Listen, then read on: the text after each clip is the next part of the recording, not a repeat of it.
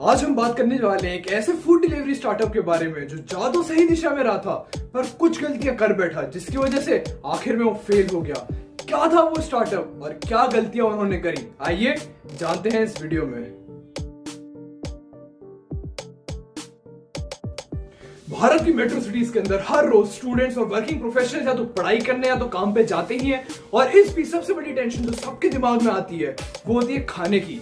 खाना बनाने का टाइम किसी के पास है नहीं, लेकिन रोज रोज बाहर का भी नहीं मंगा सकते क्योंकि पहली बात महंगा पड़ता है, ऊपर से हेल्थ के लिए भी अच्छा नहीं है। इसी प्रॉब्लम को सॉल्व करने के लिए 2014 में आलोक जैन और अभिमन्यु महेश्वरी ने एक कंपनी शुरू की जो इन सब लोगों को हेल्दी खाना कम पैसों में डिलीवर करवा के देती थी और इस कंपनी का नाम रखा यमिस्ट। गुड़गांव में शुरू हुआ यमिस्ट बेसिकली एक स्टार्टअप था जो delicious homemade food good quality के साथ हाइजीनिक तरीके से बना के लोगों को डिलीवर करवा के दे रहा था, वो भी कम दामों में। जहां दूसरी फूड डिलीवरी कंपनीज फोकस कर रही थी रेस्टोरेंट्स के साथ टाई अप करके उनका खाना डिलीवर करवाने में, यमिस्ट चाहता था वो टेक्नोलॉजी की हेल्प से इनोवेटिव अप्रोच के साथ माँ के हाथ का जैसा सिंपल खाना लोगों को खुद बनाकर डिलीवर करवा सके ताकि लोग रोज रोज उनसे खाना मंगवाने में भी हिचकिचाए ना।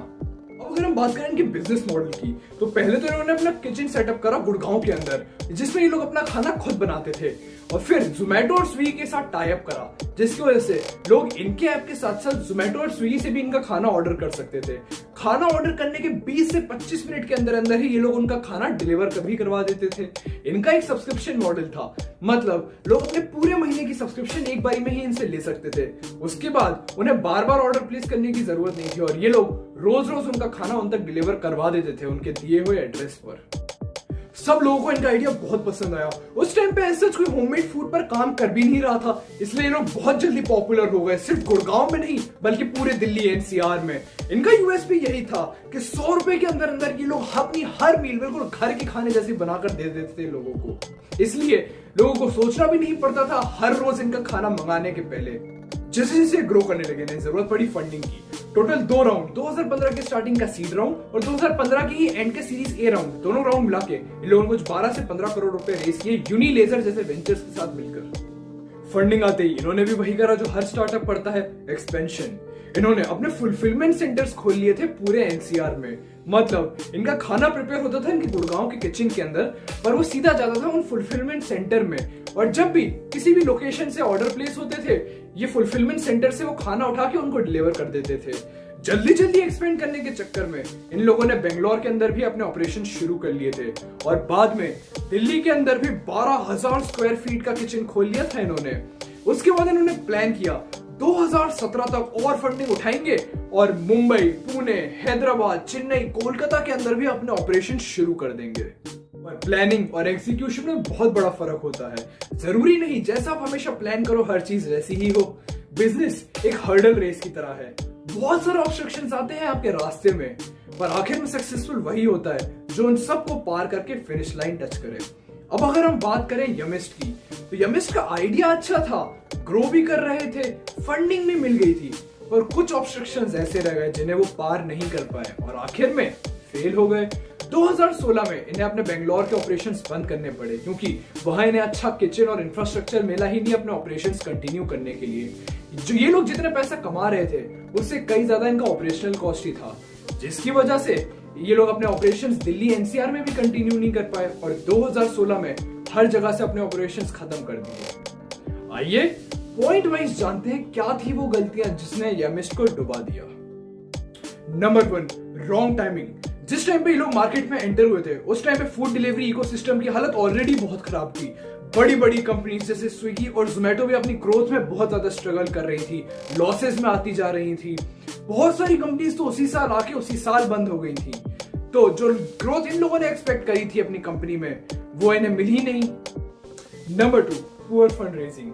फूड डिलीवरी बिजनेस एक बहुत ज्यादा कैश बर्निंग इंडस्ट्री है, ये मैंने आपको अपनी फूड पांडा वाली वीडियो में भी बताया था, अगर आपने नहीं देखी तो आप यहाँ जाके देख सकते हैं। इन लोगों ने उस हिसाब से अपनी फंड रेजिंग प्लान ही नहीं करी थी। टोटल 2 राउंड में ही इन्होंने अपने फंड रेज किए, वो भी 3 मिलियन के आसपास ही। इतने कम फंडिंग की वजह से ना ही एडवर्टीजमेंट कर सकते थे, ना ही कस्टमर एक्वायर और ना ही अपनी टेक्नोलॉजी अच्छी कर सकते थे, इसलिए फेल हो गए। Number 3, cash crunch. जितना रेवेन्यू इनका जनरेट हो रहा था वो काफी ही नहीं था इनके ऑपरेशनल कॉस्ट ही कवर करने के लिए। जो फंडिंग इन्होंने रेस की वो सारी लग गई दिल्ली और गुड़गांव के किचन सेटअप करने में, बेंगलोर के एक्सपेंशन में। इसलिए फिर बाद में पैसे ही नहीं बचे इनके पास अपने एम्प्लॉइज को ही सैलरी देने के और अपने ऑपरेशंस कंटिन्यू करने के। इसलिए बाद में इन्हें ऑपरेशंस बंद ही करने पड़ गए। Number 4, wrong expansion plan. Gurgaon में थोड़ी सी सक्सेसफुल होते ही ये लोग सीधा निकल गए बेंगलोर। एनसीआर में इनकी पकड़ बनी नहीं थी, बेंगलोर पहले पहुंच गए। बेंगलोर के बारे में ना पता कुछ ना प्लान किया, इसलिए बहुत सारा पैसा ये लोग वहां लुटा बैठे। यही नहीं, दिल्ली में जो इन लोगों ने 12,000 स्क्वायर फीट का किचन खोला था वो इस बेंगलोर के फेलियर के बाद खोला था, जिसमें बचा कुचा पैसा भी डूब गया। इसको मैं गलती नहीं ब्लेंडर कहूंगा। यमिश के फाउंडर्स ने हिम्मत दिखाई मार्केट में कुछ नया शुरू करने की।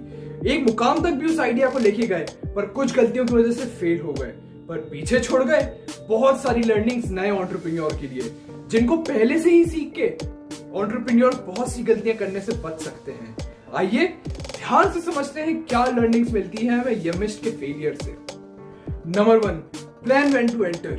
स्टार्टअप्स के लिए बहुत जरूरी होता है राइट टाइम पे एंट्री लेना। अगर आप राइट टाइम के पहले एंट्री ले लोगे तो ग्रो ही नहीं कर पाओगे, लोगों को लगेगा क्यों आ गए भाई साहब आप। और अगर बाद में लोगे तो बहुत सारे लोग आपसे आगे निकल चुके होंगे और आप बहुत पीछे छूट जाओगे। इसलिए पहले पूरी रिसर्च करो, जिस भी फील्ड में आपको अपना स्टार्टअप शुरू करना है, क्या उसमें घुसने का राइट टाइम है ये, क्या वो तेजी से ग्रो कर रहा है। ऐसा नहीं कि आप गलत टाइम पे एंटर कर लो और फिर कुछ कर ही ना पाओ। इसलिए plan when to enter. Number 2, capitalise. एक बिजनेस के लिए फंड्स उतने ही जरूरी हैं जितने एक पेड़ के लिए उसकी जड़ें। A to Z अगर आपको अपने स्टार्टअप में कोई भी काम करना है उसके लिए जरूरत पड़ती है फंड्स की।